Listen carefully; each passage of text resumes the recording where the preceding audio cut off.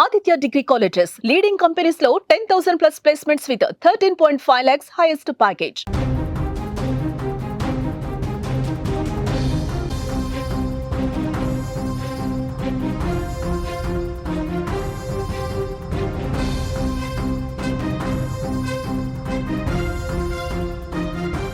గండికోటలో దారుణ హత్యకు గురైన వైష్ణవి కేసు ఇక మిస్టరీగానే మిగిలిపోతుందా? పోలీసులు ఈ కేసును తేల్చలేకపోతున్నారా? పోలీసుల దగ్గర ఎటువంటి టెక్నికల్ ఎవిడెన్స్ లేదా? వైష్ణవిని సొంత అన్నలే చంపారంటూ కొన్ని సోషల్ మీడియా ఛానళ్ళు బలంగా వాళ్ళ అభిప్రాయాన్ని చెప్పాయి. అంతేకాదు హత్య ఎలా చేశారు, హత్యలో ఆమె తల్లి పాత్ర కూడా ఉందంటూ సోషల్ మీడియాలో పుకార్లు షికార్లు చేశాయి.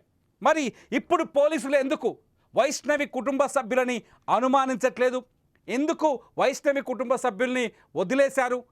ఈ హత్యలో వైష్ణవి కుటుంబ సభ్యుల పాత్ర లేదా? పోలీసుల మాటల్ని బట్టి చూస్తే తాజాగా ఇవాళ కడప జిల్లాలో జరిగిన క్రైమ్ హాఫ్ ఇయర్లీ రివ్యూ మీటింగ్లో రాయలసీమ రేంజ్ డిఐజీ కోయ ప్రవీణ్ చేసిన వ్యాఖ్యలు ఇప్పుడు సరికొత్త దుమారాన్ని రేపుతున్నాయి. ఒక రకంగా చెప్పాలి అంటే వైష్ణవి హత్య కేసు ముందుకు జరగట్లేదు, ఎటువంటి టెక్నికల్ ఎవిడెన్స్ లేదు, ప్రత్యక్ష సాక్షులు అక్కడ లేనే లేరు, వైష్ణవిని ఎవరు చంపారో ఇంకా మేము కనిపెట్టలేకపోతున్నామని చాలా స్పష్టంగా డిఐజీ కోయ ప్రవీణ్ చెప్పారు. అంతేకాదు ఎప్పటికి తేలుతుందని ఒక రిపోర్టర్ ప్రశ్న అడిగితే మాకేమైనా దివ్య శక్తులు ఉన్నాయనంటూ ఆయన చేసిన వ్యాఖ్యలు చూస్తుంటే వైష్ణవి హత్య కేసు మరుగున పడబోతుందనే సందేహం కలుగుతుంది. అంతేకాదు హంతకుల్లో ఆమె సోదరులు కానీ కుటుంబ సభ్యులు లేరు అని కూడా పరోక్షంగా పోలీసులు చెప్పినట్టుగా తేలిపోయింది. అంటే మరి వైష్ణవిని హత్య చేసింది ఎవరు? దీనికి కోయ ప్రవీణ్ చెప్పిన మాటలు వింటే కొంత అనుమానాలు కలుగుతున్నాయి. దాదాపు ఆ రోజు హత్యకు గురైన రోజు 360 మంది గండికోటకు వచ్చారని, అందులో 69 మందిని మేము షార్ట్ లిస్ట్ చేసి వాళ్ళని ప్రశ్నిస్తున్నామని, అంతేకాదు గండికోట దగ్గర డెడ్ బాడీ దొరికిన దగ్గర 2 సెల్ ఫోన్ టవర్లు ఉన్నాయి. ఆ 2 సెల్ ఫోన్ టవర్ల సిగ్నల్ అక్కడ కనిపిస్తున్నాయి.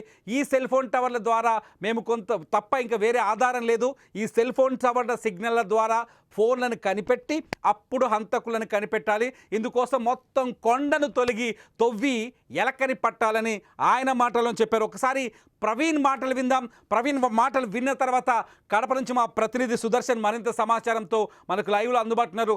ముందు డిఐజీ ప్రవీణ్ ఏం మాట్లాడారో ఒకసారి వినండి. ఆ ప్రాంగణంలో ఎక్కడా కూడా రంగనాథ స్వామి ఆలయం కానీ ఆ పరిసర ప్రాంతంలో సీసీటీవీ కెమెరాలు అనేవి లేకపోవటం వల్ల, అందుబాటులో లేకపోవటం వల్ల కూడా పూర్తిగా టవర్ డంప్ అనాలిసిస్ మీద మా యొక్క పరిశోధన జరుగుతుంది, దర్యాప్తు జరుగుతుంది. సో ఆ 2 గంటల సమయంలో మనం అక్కడ ఏదైతే డెడ్ బాడీ లభ్యమైందో ఆ ప్రదేశంలో 2 టవర్ల యొక్క సిగ్నల్ వస్తుంది. గండికోట టవరు, తర్వాత కొండ అవతల ఏదో గుర్రం ఏదో ఉంది ఊరు, జాతర కూడా జరుగుద్ది అక్కడ. అవతల వైపు నది అవతల వైపు ఉన్న కొండ మీద టవర్ కూడా వస్తుంది. సో అన్నిటి మీద మనం అంతా కూడా నేరో డౌన్ చేసిన తర్వాత ఆ రోజు వచ్చిన 350 మంది సందర్శకుల్లో ఆ 2 గంటల సమయంలో ఆ 2 టవర్లోనూ కూడా 69 మంది సందర్శకులు అక్కడ ఉన్నట్టు మనం నిర్ధారణకు వచ్చాం. సో వాళ్ళ కోసం కూడా టీమ్స్ పంపించడం జరిగింది. వాళ్ళందరినీ కూడా వాళ్ళు ఏ ఊర్ల నుంచి వచ్చారో అన్ని ఊర్లకి మన టీమ్స్ తిరిగి అక్కడే ప్రాథమికంగా దర్యాప్తు చేస్తూ ఉన్నారు. ఏమిటంటే మనకి ఇది ప్యూర్ టెక్నికల్ అనాలిసిస్ కాబట్టి ఒక విధంగా చెప్పాలంటే ఇప్పుడు మనం చేస్తున్నది ఏంటంటే హెర్క్యూలియన్ టాస్క్ అనమాట. కొండను తవ్వి ఎలుకను పట్టే క్రమం దిశగా మన యొక్క ప్రయత్నం జరుగుతుంది. ఖచ్చితంగా ఇది ఛేదిస్తాం. కాకపోతే ఏంటంటే పూర్తిగా ఎటువంటి ప్రత్యక్ష సాక్షులు కానీ ఏమీ లేకపోవటం, తర్వాత పరోక్షంగా సామాజిక మాధ్యమాల్లో అంతా కూడా కుటుంబ సభ్యుల వైపు వేలెత్తి చూపడం వల్ల ఏంటంటే మనం పూర్తిగా టెక్నికల్ మీద ఆధారపడి ఉన్నాం. అన్ని రకాలుగా మనం అన్నీ చూసిన తర్వాత అవసరమైతే కుటుంబ సభ్యుల మీద కూడా మనం విచారిస్తాం. ఇది డీజీపీ డిఐజీ కోయ ప్రవీణ్ చెప్పిన వ్యాఖ్యలు. డిఐజీ చెప్పిన మాటలను బట్టి చూస్తే ఇప్పటి వరకు ఇంకా కొండలో తవ్వకం మొదలు కాలేదు, ఎటువంటి ఎవిడెన్స్ దొరకలేదు.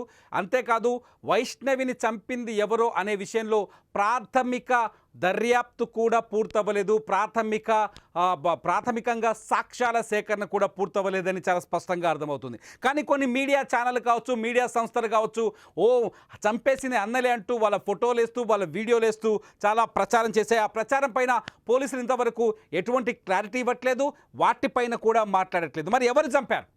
మరి వైష్ణవిని చంపింది ఎవరు? అంత కిరాతకంగా రంగనాథ స్వామి ఆలయం వెనకాల ఉన్న చెట్ల పొదల్లో ఆమెని హత్య చేసి ఆమె శరీరం పైన ఉన్న దుస్తులను తొలగించి ఆమె శరీరం పైన గోళ్లతో ఘాట్లు పెట్టి అంత కిరాతకంగా చంపిన హంతకులు ఎవరు? ఇది కక్షపూరితమైన హత్య, లేకపోతే అమ్మాయిని టార్గెట్ చేసి చంపారా, లేకపోతే ఇందులో పరువు హత్య అనే చర్చ ఒకటి తీసుకొచ్చారు. ఇప్పుడు పరువు హత్య చర్చకి ఇక్కడ ఆస్కారం కనిపించట్లేదు. చంపింది కుటుంబ సభ్యులనే చర్చ తీసుకొచ్చారు, ఇక్కడ కుటుంబ సభ్యులకు ఆస్కారం కనిపించట్లేదు.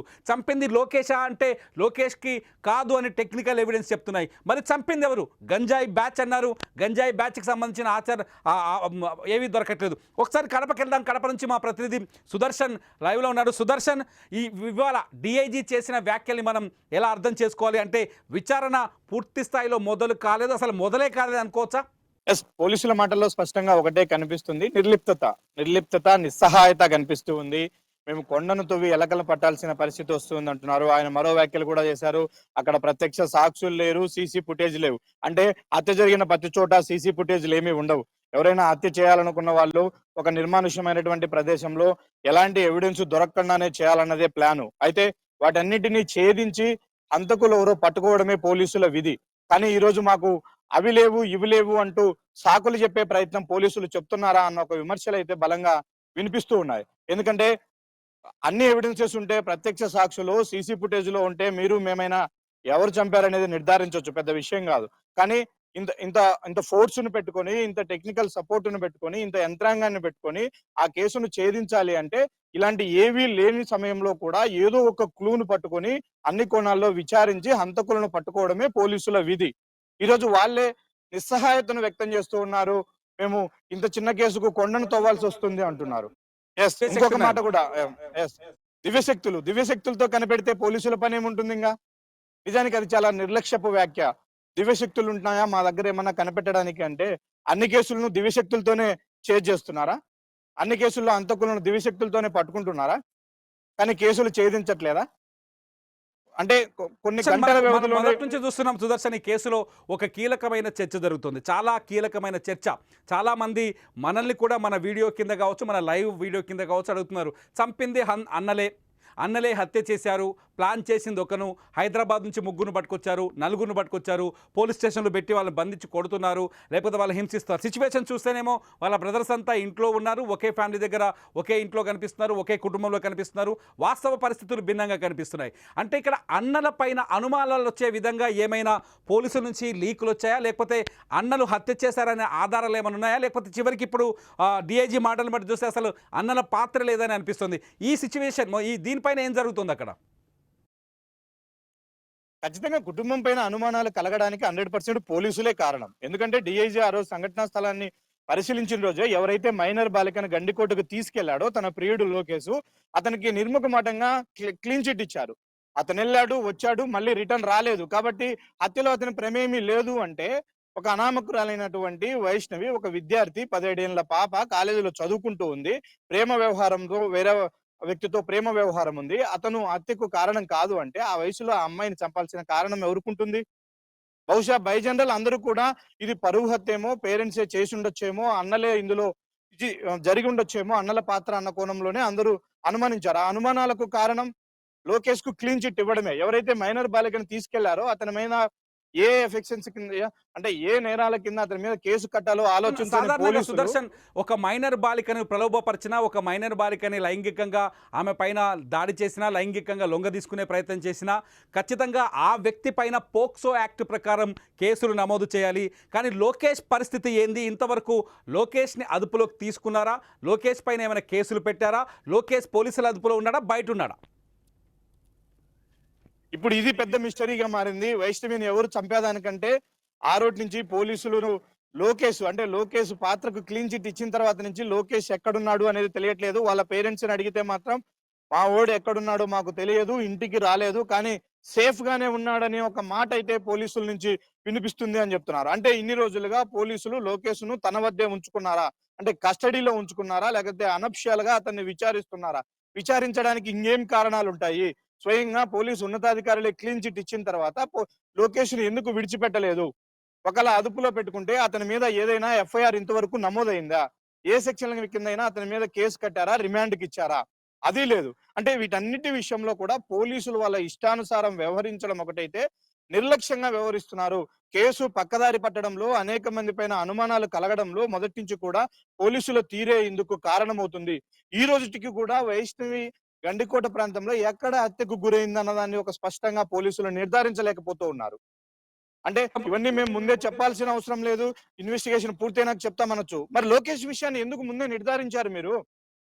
ఇన్వెస్టిగేషన్ పూర్తయినంత వరకు కూడా ఎవరు పాత్ర ఉందన్నది దాచిపెట్టొచ్చు కదా! ఇన్వెస్టిగేషన్‌లో తర్వాతే చెప్పొచ్చు కదా! అంటే ఇదంతా లోకల్‌గా చర్చ జరుగుతుందా ప్రజల్లో ఇదంతా? 100% ఇదే చర్చ జరుగుతూ ఉంది. ఖచ్చితంగా ఏదో జరిగింది. పోలీసులు ఇంకేదో జరిగిందని క్రియేట్ చేసే ప్రయత్నం చేస్తూ ఉన్నారు. ఖచ్చితంగా పోలీసులు తొక్కిపెట్టే ప్రయత్నం చేస్తున్నారు కేసును. కేసు పక్కదారి పట్టడానికి పోలీసుల తీరే కారణము. ఇందులో రాజకీయ నాయకుల సుదర్శన్ ప్రమేయం ఉందా అన్న కోణంలో కూడా జిల్లాలో చర్చ జరుగుతుంది. సుదర్శన్ ఇక్కడ ఒక చర్చ. సాధారణంగా ఒక కేసు దాదాపు 12 రోజులు జూలై 14వ తేదీన దారుణ హత్యకు గురైంది. హత్య జరిగిన తర్వాత కొన్ని సీసీటీవీ ఫుటేజ్లు బయటకు వచ్చాయి. అందులో లోకేష్ వైష్ణవిని బండి మీద తీసుకొచ్చిన విజువల్స్ మనకు కనిపించాయి. అంతేకాదు లోకేష్ అక్కడి నుంచి తిరిగి వెళ్ళిపోతున్న విజువల్ మనకు కనిపించింది. గుర్తు తెలియని వ్యక్తులు అక్కడ కార్లలో వచ్చిన విజువల్స్ కనిపించాయి. చాలా ఆధారాలు ఉన్నాయి టెక్నికల్గా ఆధారాలు కనిపిస్తున్నాయి. కానీ ఇప్పుడు పోలీసులు చెప్తున్నారు కేవలం tower police phone signal tower తప్ప వేరే ఆధారం లేదని చెప్తున్నారు. అంతేకాదు ఇక్కడ డిలే అయ్యే కొద్దీ ఆటోమేటిక్గా పొలిటికల్ పవర్ ఏదో పనిచేస్తుంది వెనకాలని ఒక చర్చ కూడా జరుగుతుంది. ఇదంతా పక్కన పెడితే నిజంగా గండికోటలో గతంలో ఇటువంటి హత్యలు జరిగిన సందర్భాలు ఉన్నాయా? గతంలో జరిగిన హత్యలను ఛేదించడానికి ఇంతే సమయం పట్టిందా? పోలీసుల ఇన్వెస్టిగేషన్ మొత్తం తప్పుదారి పట్టింది అనే అనుమానాలు ఏమైనా కలుగుతున్నాయా? పూర్తిగా పక్కదారి పట్టిన మాట వాస్తవం. ఇక్కడ జిల్లాలో కూడా అదే చర్చ జరుగుతూ ఉంది. ఆధారాలు దొరికాయి, సాయంత్రం లోపల చెప్తామన్నటువంటి పోలీసులు ఎందుకు మాట మార్చారు, ఎందుకు విచారణను పక్కదారి పట్టించారు అనే క్వశ్చన్ ఇంటా బయట కూడా వినిపిస్తూ ఉంది. చాలా మంది పోలీసు డిపార్ట్మెంట్ లోనే కానిస్టేబుల్ చాలా మంది తమ నిస్సహాయతను చెప్తూ ఉన్నారు. పిల్లిని సంకలో పెట్టుకుని ఊరంతా ఎతుకుతున్నాం మేము, కానీ ఎవరి మీద అయితే అనుమానాలు వస్తున్నాయో వారిని ధైర్యంగా విచారించలేని పరిస్థితి మాకు ఎదురవుతూ ఉంది. మా ఉన్నతాధికారుల తీరు ఆ విధంగా ఉంది అంటూ కూడా డిపార్ట్మెంట్ లోనే ఒక చర్చ జరుగుతుంది ప్రస్తుతం. ఇప్పుడు డిఐజీ చెప్పిన మాటల్లో అక్కడ 2 సెల్ ఫోన్ టవర్స్ సిగ్నల్స్ వస్తూ ఉన్నాయి. అందులో ఒక సెల్ ఫోన్ సిగ్నల్ లో అక్కడ ఒక జాతర జరిగింది. జాతరలో ఎక్కువ మంది మొబిలైజ్ అయ్యారు జనాలు. కాబట్టి వాళ్ళందరినీ కూడా అనుమానించాలి. వాళ్ళందరి మొబైల్స్ ను కూడా మనం టెక్నికల్ గా ప్రాసెస్ చేయాల్సి ఉంటది. వాళ్ళందరినీ పిలిచి విచారించాల్సి ఉంటది. కాబట్టి ఆలస్యం అవుతుంది. ఇది కొండలాగా మారడానికి 2 సెల్ ఫోన్ సిగ్నల్స్ అక్కడ మ్యాచ్ అవడము, అందులోనూ ఒక సెల్ ఫోన్ టవర్ లో ఒక పెద్ద గ్యాదరింగ్, పీపుల్ గ్యాదరింగ్ అంటే జాతర లాంటి ఒకేషన్ జరిగింది. కాబట్టి అందులో పీపుల్ గ్యాదరింగ్ అయింది, ఎక్కువ మొత్తంలో ఉన్నారు. వాళ్ళందరినీ కూడా ఇప్పుడు విచారించాల్సి వచ్చింది. అందుకు ఆలస్యం అవుతుంది. 350 మందిని మొత్తం గుర్తించాము. త్వరలో 300 మంది విచారణ అయిపోయింది. ఇంకొక 50 మంది విచారణ ఉంది. అందులో ఇంకొకటి ప్రధానంగా వాళ్ళు పోలీసులు ఇప్పటి వరకు నిర్ధారించుకొని బలంగా చెప్తున్నది, హత్య జరిగిన సమయంలో ఏదైతే 12 నుంచి 1 గంట వరకు గండికోటలో వైష్ణవిని హంతకులు హతమార్చారు అని భావిస్తున్నారో ఆ టైంలో కేవలం 60 నుంచి 65 మంది మాత్రమే టూరిస్టులు గండికోటలో ఉన్నారు అన్న ఒక నిర్ధారణకు వచ్చారు. మరి అంతటి టూరిస్ట్ ప్లేస్ లో 60 మంది లేని ఒక నిర్మానుష్య ప్రాంతానికి తీసుకెళ్లి ఆ అమ్మాయిని అంత పట్టపగలు అంత దారుణంగా హత్య చేశారా? హత్య చేసే ప్రయత్నంలో వైష్ణవి నుంచి ఎలాంటి వ్యతిరేకత రాలేదా? ఆ అమ్మాయి ప్రతిఘటించే ప్రయత్నం చేయలేదా? అరవలేదా? అరిస్తే అవి ఎవరు వినలేదా? ఎలాంటి ఫోటో ఎవిడెన్స్ కానీ ఎక్కడ హత్య జరిగిందో తెలుసుకుంటే అక్కడ కొంతలో కొంత క్లూస్ దొరికే అవకాశం ఉంటది. అంటే హత్య జరిగిన ప్లేస్ వేరు, డెడ్ బాడీ దొరికిన ప్లేస్ వేరు. హత్య మరో చోట చేసి డెడ్ బాడీని ఇంకో చోట తెచ్చి పడేశారు అనుకోవచ్చా? అటువంటి సందేహాలు ఏమైనా ఉన్నాయి ఇందులో? 100% ఉన్నాయి. 100% ఉన్నాయి. ఖచ్చితంగా నిందితులు పక్కదారి పట్టించడం కోసమే కేసును ట్రాప్ చేశారు. చాలా అనుభవం కలిగినటువంటి ఎక్స్పర్ట్సే ఇందులో వాళ్ళని ఒక నరహంతకులని చెప్పవచ్చు. అంత క్రైమ్ చరిత్ర ఉన్నటువంటి వాళ్ళే దీన్ని పాల్పడింటారు, సంఘటనా స్థలంలో ఉని ఉంటారు అన్న అనుమానాలు కూడా ఉన్నాయి. ఎందుకంటే రంగనాయక స్వామి ఆలయం ఏదైతే చర్చించుకుంటూ ఉన్నామో అందులో ఆ అమ్మాయి థింగ్స్ అన్ని కూడా దొరికాయి. ఆ అమ్మాయి వస్తువులన్నీ కూడా అక్కడ పడి ఉన్నాయి. అంటే రంగనాయక స్వామి ఆలయంలో హంతకులు ఆ అమ్మాయిని గుర్తించారు. ఆ అమ్మాయిని బ్యాగ్ ఒకవైపు ఇసిరేశారు, మరోవైపు తోసేశారు.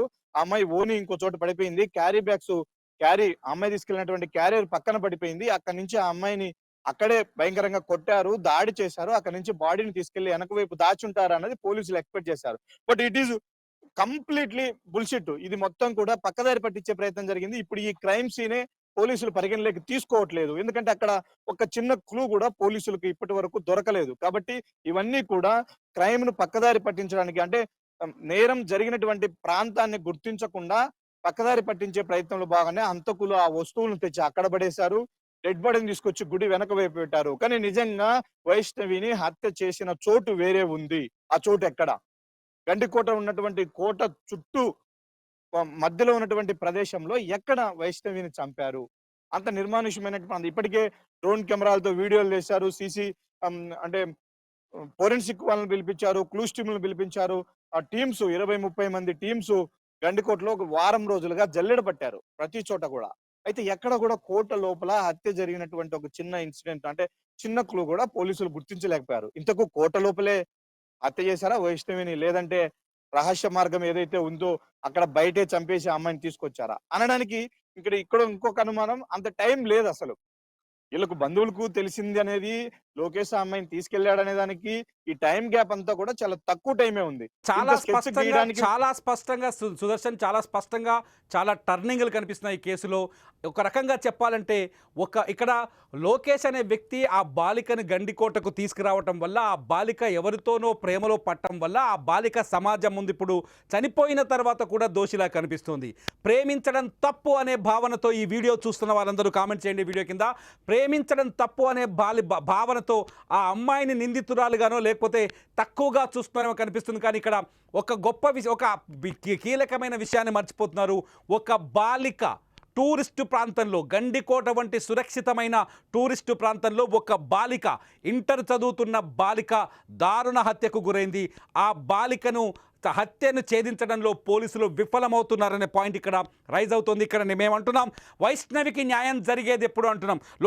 ఒకసారి సుదర్శన్ దగ్గరికి వెళ్దాం. సుదర్శన్, నిజంగా ఇక్కడ సెక్యూరిటీ వైఫల్యం ఉంది అని చెప్పొచ్చా?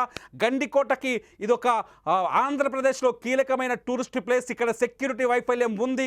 ఇక్కడ హత్యలు జరిగితే కనీసం గుర్తించలేము. ఒక బాలికను తీసుకొచ్చి, సహజంగా ప్రేమికులు వస్తుంటారు టూరిస్ట్ ప్లేస్లోకి, జంటలు వస్తుంటాయి, వ్యక్తిగతంగా కావచ్చు లేకపోతే ఆ ప్రాంతాన్ని విహరించడానికి. ఇటువంటి ప్రాంతంలో హత్యలు జరిగితే పోలీసులు తేల్చలేరు. సెక్యూరిటీ లేదనుకోవచ్చా? ఇక్కడ 100% సెక్యూరిటీ లేదు. పోలీసుల వ్యాఖ్యల ద్వారానే అది అర్థమవుతుంది. మైనర్ బాలికలకు రూములు ఇవ్వద్దు అంటూ మేము ఇప్పుడు నిషేధాజ్ఞలు పెట్టాము అంటున్నారు. ముందు ఏమైంది ఆ జాగ్రత్త? అంటే మైనర్ అమ్మాయిలు కూడా అక్కడికి వస్తున్నారు, వాళ్ళ ప్రేమికులతో వచ్చి రూములు తీసుకుంటున్నారు, యథేచ్ఛగా రూముల్లో జరుగుతుంది. అసలు గండికోట టూరిస్ట్ ప్లేసా, వ్యభిచారం జరిగే ప్లేసా అన్నది ఇప్పుడు అందరూ కూడా విమర్శిస్తూ ఉన్నారు. ఎందుకంటే ఎక్కడెక్కడి నుంచో వచ్చేటువంటి పర్యాటకులకు ఈ ప్రాంతం యొక్క గొప్పతనం తెలియాలి. గండికోటలో ఎవరైనా ఒక కోట లాంటి ప్రాంతంలో గైడ్స్ ఉండాలి. ఇక్కడ జరిగింది, ఇది పలాని రాజుల కాలంలో నిర్మించింది, దీనికి ఇలాంటి చారిత్రక నేపథ్యం ఉందన్నట్టు ఎక్స్ప్లెయిన్ చేసేటువంటి గైడ్స్ ఉండాలి. కానీ బయట నుంచి దూర ప్రాంతాల నుంచి వచ్చేటువంటి టూరిస్టులకు ఇక్కడ గండికోట ప్రాంతంలో ఏం సందేశం ఇస్తున్నారు? స్థానిక పోలీసులు కానీ, స్థానిక యంత్రాంగం కానీ, చుట్టూ రిసార్ట్ల పేరుతో రూములు, మైనర్లన్లా ఎవరితో వస్తున్నారో తెలియదు. మేము యాంకర్ గారు ఇంకొక విషయం కూడా చెప్పాలి ఇక్కడ క్లియర్ గా. పోలీసులు ఆ రోజు రిసార్ట్లలో రూములు బుక్ చేసుకున్న వాళ్ళ వివరాలు తీశారు. అందులో చాలా సంచలన నిజాలు, ఒళ్ళు గగురుపరిచే విషయాలు బయటకు వస్తున్నాయి. ఫ్రెండ్ భార్యతో ఒక కాంట్రాక్టర్ అనంతపురం నుంచి వచ్చాడు, రూమ్ తీసుకున్నాడు. ఒక కాలేజీ అమ్మాయి ఇంకొక అబ్బాయితో వచ్చింది, రూమ్ తీసుకుంది. ఎక్కడ ఎలాంటి ప్రూఫ్స్ తీసుకోరు, ఎలాంటి ఐడి అడగరు, ఎలాంటి వివరాలు అడగరు. ఎవరితో అయినా రావచ్చు, రూములు తీసుకోవచ్చు. ఏం జరుగుతుంది? స్పష్టంగా సుదర్శన్ చాలా స్పష్టంగా కనిపిస్తుంది. గండికోట ఈ హత్య కేసు తర్వాత గండికోట కొంత అన్సెక్యూర్డ్ ప్లేస్గా పబ్లిక్లోకి వచ్చే అవకాశం కనిపిస్తుంది. ఒక రకంగా చూస్తే మనం బద్నాం చేస్తున్నామని ఫీల్ అవ్వచ్చు, పోలీసులు కావచ్చు, ఈ వీడియో చూసే వాళ్ళు కావచ్చు. కానీ ఒక బాలిక గండికోట టూరిస్ట్ ప్లేస్లో స్వేచ్ఛగా తిరుగుతుంటే ఆమెను కిడ్నాప్ చేశారా లేకపోతే అటకాయించారా, చంపింది ఎవరు అనేది ఇంతవరకు తేల్చకపోవడం. నిజంగా వైష్ణవికి న్యాయం జరిగేది ఎప్పుడు, వైష్ణవిని కాపాడేది ఎప్పుడు? Sudarshan, thank you very much మాతో జాయిన్ అయినందుకు. ఇది వైష్ణవిని హత్య చేసింది ఎవరు, వైష్ణవికి న్యాయం జరిగేది ఎప్పుడు? వైష్ణవి అనే ఒక బాలికను దారుణంగా హత్య చేస్తే ఆ కేసును తేల్చలేరా? వైష్ణవిని రెండో కోణంలో చూడొద్దు. ఇక్కడ వైష్ణవిని ఒక అమ్మాయిలా చూడండి, ఒక తల్లికి బిడ్డలా చూడండి, ఒక తండ్రికి కూతురులా చూడండి, ఒక కుటుంబ సభ్యురాలుగా చూడండి. వైష్ణవి ఒక కుర్రాడితో అక్కడికి వెళ్ళడం తప్పు కావచ్చు, కానీ ఆ తప్పు పెద్ద తప్పు కాదు, హత్య చేసేంత తప్పు కాదు. అక్కడికి వెళ్ళిన తర్వాత ఆ అమ్మాయిని తీసుకెళ్లిన కుర్రారు హత్య చేయలేదు, లోకేష్ అనే వ్యక్తి తీసుకెళ్ళిన హత్య చేయలేదని అర్థమవుతోంది. సో లోకేష్ అక్కడి నుంచి వెళ్ళిపోయినట్టుగా పోలీసులే ఆ విషయాన్ని రూల్డ్ అవుట్ చేశారు. సో చంపిందెవరు? పోనీ కొంతకాలం కుటుంబ సభ్యులు చంపారని కొందరు వాదించారు. కుటుంబ సభ్యులు చంపినట్టుగా కొన్ని మీడియా సంస్థలు, ఛానళ్ళు ఏకంగా వీడియోలు కూడా చేశాయి, అనౌన్స్మెంట్, బ్రేకింగ్ న్యూస్లు కూడా వేసాయి. కానీ ఇవాళ పోలీసులు చెప్తున్న మాట ప్రకారం చూస్తే అమ్మాయిని చంపిందెవరో ఇంతవరకు తేలలేదు. ఎటువంటి సాక్ష్యం దొరకలేదు, ఎటువంటి టెక్నికల్ ఎవిడెన్స్ దొరకలేదు. 2 సెల్ ఫోన్ టవర్లను పట్టుకొని పోలీసులు విచారణ చేస్తున్నారు. ప్రత్యక్ష సాక్షులు లేరని ఏకంగా డిఐజీ చెప్తున్నారు. అంతేకాదు ఎంతమందిని అరెస్ట్ చేశారనే ప్రశ్నకి ఆయన ఆన్సర్ ఇంతవరకు ఎవరిని అదుపులోకి తీసుకోలేదని చెప్తున్నారు. అదుపులోకి తీసుకోలేదు, ఒక్క వ్యక్తిని కూడా గుర్తించలేదు. హత్యకు సంబంధించినటువంటి క్లూ కూడా ఇప్పుడు పోలీసుల చేతుల్లో లేదని తెలుస్తుంది. నేను అడుగుతున్నాను పోలీసులనే కాదు మొత్తం సమాజాన్ని అడుగుతున్నాను, వైష్ణవికి అన్యాయం జరిగిందా లేదా? వైష్ణవి అత్యంత దారుణంగా హత్యకు గురైందా లేదా? వైష్ణవిని మన ఇంటి ఆడబిడ్డగా చూడాలా వద్దా? ఎందుకంటే అమ్మాయి తప్పు చేసిన వ్యక్తిని ప్రేమించడం తప్ప ఇంకేమీ చేయలేదు. అటువంటి వైష్ణవిని పరువు హత్య అని చెప్పేసి కొంత టర్న్ చేసే ప్రయత్నాలు జరిగాయి. ఇవన్నీ పక్కన పెడితే వైష్ణవికి న్యాయం జరిగేది ఎప్పుడు? డియర్ వ్యూవర్స్, మీరు కామెంట్ చేయండి. వైష్ణవికి న్యాయం జరిగేది ఎప్పుడు? వైష్ణవి న్యాయం కోసం జస్టిస్ ఫర్ వైష్ణవి అని హ్యాష్ట్యాగ్ క్రియేట్ అయింది ఇప్పటికే. సో వైష్ణవికి న్యాయం జరిగేది ఎప్పుడు అని మీరు మాట్లాడండి. వైష్ణవికి సంబంధించిన విషయంలో మీరు మీ అభిప్రాయాన్ని వీడియో కింద టైప్ చేయండి. చూస్తూనే ఉండండి వైష్ణవి హత్య కేసులో కీలక అప్డేట్స్ కోసం సుమన్ టీవీ డిజిటల్ లైవ్.